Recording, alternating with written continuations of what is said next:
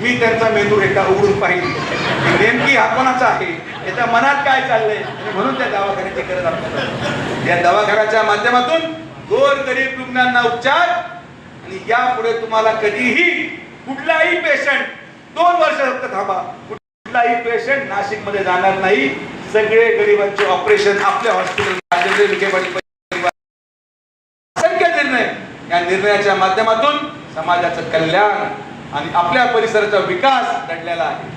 हे येणारे लोक हे कोणाचेच नाही, हे येतील, विष कालवतील, यांच्या मागे कोणी नाही. आणि मला आनंद व्यक्त करतो की रुई गाव एकमेव गाव आहे ज्यांनी ठामपणे भूमिका घेतली आणि त्या गोष्टीचा विरोध केला, शांततेत विरोध केला.